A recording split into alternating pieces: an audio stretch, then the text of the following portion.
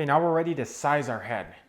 After we have our wings set, I like to size the head and put the tail on and size everything up to make sure everything's lined up correctly before we start injecting our latex caulking in the breast feathers and our silicone caulking on the hackle.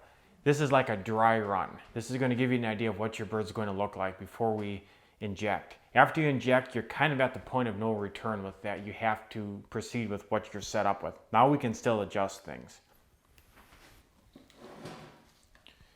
If you recall from the form prep, we had made a hole in our form where our head is going to be attached.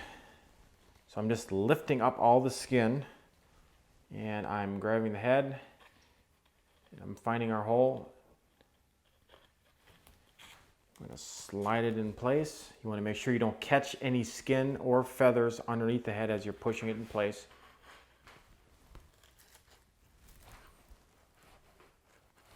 Sometimes the skin can get caught underneath the head right here, the neck skin. So I like to make sure that's pulled out and out of our way. Also behind it, I'm just going to grab on that and just lift up a little bit. I check all of our positions, make sure everything's lining up correctly. And I'll grab an eye pin and I'll just push it in. I'll kind of hold this in place while I check everything out. You want to make sure that the beard is not too close to the bottom of the major carnicles. This is a correct distance. When it's all flared out and done, it'll be about here. So that's what you want to see with that. You want to make sure that you have everything coming together nicely here. You don't want a big gap between our pan of feathers or the cape of feathers and our breast feathers. And it should be going directly back towards the scapular group in a nice line. It should be straight, or the head can be slightly down and moving up towards the scapular groups. Either one of those is fine.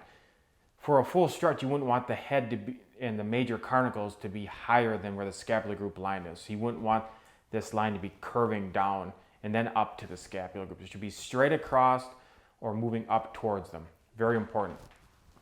These scapular groups will be pulled a little bit more forward, so they'll be starting about here. That's the distance you want to look for between the major carnicles and the head and the start of the scapular groups. That's a focal point on a full strut. The scapular groups, the breast feathers, and the pan of feathers or the cape of feathers behind the head. The next thing we want to look at is our cape of feathers. We're going to just lift those up. They should be level with the top of the head like you see here. You don't want the head going too much higher than these on a full strut. It should always be just level with it. And we have that position correct. Now if it seemed like your head was riding higher, we can bend the head back a little bit more and that'll shorten that distance between the top of those cape of feathers and the head. Or you could drill your hole in a little bit lower on the form and lower your head or take away some neck. Normally I would recommend just either bending the head back in or taking away some of your neck foam rather than lowering the head any further. I'm also going to bring some of this hackle forward now, just so we can start to get an idea of what it's looking like. Everything looks like it's lining up really good. Going to swing this around. You can see this side. Now this is the side of our bird that had a lot of damage, and you can see that it's chewed up pretty bad in some of these areas. We are going to be able to groom this out. This is not a big issue. We have one good side and we have one great side. This will be the good side. I also like to lift these breast feathers up. It's missing breast feathers here, but the wing feathers are not obstructing these breast feathers in any way. They're not pushing against them. They're not forcing them out. They're just tucked underneath nicely. That's what you want to look for. You also want to make sure at this point there's not any huge gaps in here. We can close those up later if they are after we inject. But if there's a big gapped area, something to keep in mind after we inject, you have to fix. You want to make sure that you don't have an area here where the skin is getting pushed down too far and looking concave. It should be flowing up into the head and it looks good. We are going to be putting a little bit of silicone caulking in here before we tuck our neck skin into the head, and that'll clear up this area. The next step is to cut the scapular groups. And there's a number of reasons I do this. If we didn't cut the scapular groups and we kept them just like they look now, we could groom these out and it would look fine. I think it makes the bird look a little bit better if they're angled up a little bit more in this fashion for a full strut. And unfortunately, the skin is a little tight, it's a little harder to move, and as we inject our hackle feathers, this is going to be getting in the way. So we need to remove these scapular groups away from our hackle so we can work with them easier. So I'm going to just push the skin aside, push our hackle aside. I'm going to make a little cut right where the scapular groups start. I make it to where they end. I'm just opening them up. I'm cutting right along the humerus bone. You can start to see that bone show up there now. You can see kind of where we're at. I've opened them up. You see they've fallen away. They're out of our way now. We can do the rest of our work without these obstructing anything. And then we'll be putting them back so they look like this. We'll do that same procedure on this side.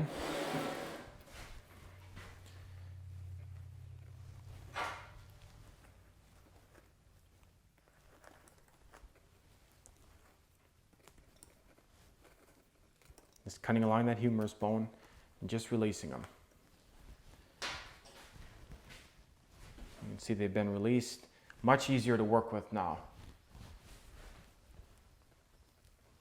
Everything's opened up. Next thing we need to do is get the tail sized. I'm going to lift up this hackle. You remember how I told you we're going to have to cut some skin back here? As you can see, there's no room for me to even tuck the hackle up onto the back part of the form. So I need to alleviate that by cutting the skin. I'm going to be cutting the skin on this between the hackle and our breast and belly feather area about 4 inches in. So I can release it so I can work with it. If you don't do this, it also could rip. You don't want that ripping. So you might as well just cut it now. If you need to cut a little bit more, you can. It doesn't really hurt anything. Now we can taxi our hackle feathers up correctly. We have plenty of room to work. We've got our tail back. You can see the holes that we had drilled in before to accommodate our tail. And we're just going to push the tail in. We don't want to catch any of the skin when we're doing this. You can also look at it from this angle, make sure everything is level and straight, and it is. We're going to flip the bird back around. And I'm just going to start marching this hackle forward a little bit. I don't have to go crazy with it at this point. We'll do that after we inject, but I'm trying to get things roughly in line so I can see what I have to do and just make sure everything's lining up correctly.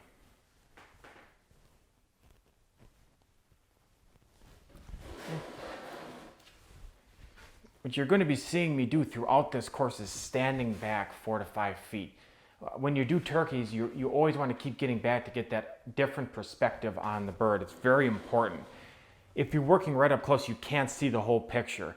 And when somebody's looking at this, whether it's on display in a house or in a sporting goods store or a museum or wherever it is, people are not going to be right up next to it. Most of the time, they're going to be 5 feet back.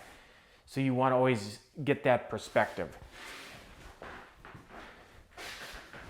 Everything's coming together beautifully on this. You can see the hackles flowing together nicely. The head position is correct, and we're getting very close to matching up to our picture.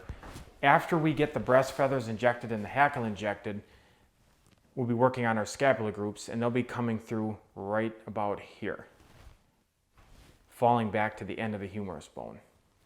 Just to give you some idea where that's going to be. These will be pulled forward a little bit more, so we'll have more room to work with our hackle and our scapular groups. Now that we did our initial test fitting, we can remove the head. We're going to keep the tail on while we inject the breast feathers, the cape of feathers, and a little bit towards the hackle. It gives us a perspective as we're working. What you'll see as I'm working on this turkey is I'm finishing one area, like the breast feathers and the head, and then I'm working back. You want to always have a starting point. It's just like when we flushed it and when we did the drying process. You start from a clean spot and move forward. In this case, we're going to be starting from an area that's completed and building the rest of the turkey to that area. We'll pull our eye pin and remove our head. Because we've been taking this thing off and on the form, the wire is a little loose in our head. So we're going to hot glue that into the head to hold it in place correctly. We don't want that moving once we put it on, because we will be bending the head forward, and we don't want this wire becoming too loose in there. So we'll just put our hot glue on and just push it up into place. Just spread out any of our excess hot glue. Sure it's lined up straight, and we'll set the head aside.